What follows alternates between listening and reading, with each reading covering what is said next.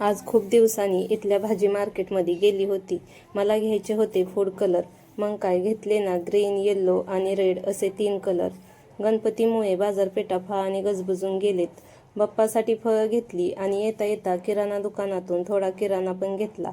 घरी आल्यावर तनुचा झाला ना फूड कलर बरोबर खेळ चालू.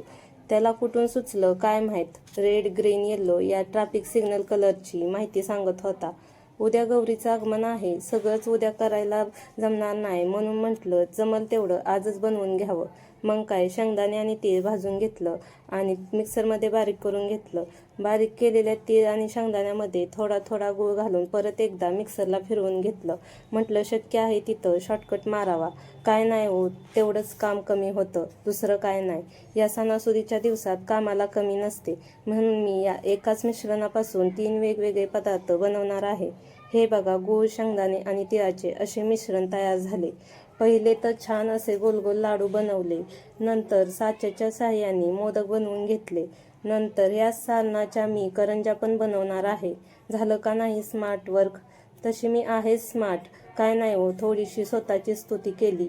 हे बघा, तयार झाले ना मस्तपैकी लाडू आणि मोदक. नंतर घेतले बेसनचे लाडू बनवायला. 2.5 वाटी बेसनमध्ये अर्धी वाटी तूप घालून चांगलं भाजून घेतलं. भाजलेलं बेसन थोडंसं थंड झालं की त्यामध्ये 1 वाटी पिठी साखर घालून चांगलं मिक्स करून घेतलं. तयार पिठाचे साच्याच्या साहाय्याने मोदक बनवून घेतले आणि त्याच पिठाचे छान असे लाडू पण बनवून घेतले. हे बघा, झाले ना तयार बेसनचे लाडू आणि मोदक. तुम्ही काय काय बनवता गौरीसाठी कमेंट करून नक्की सांगा.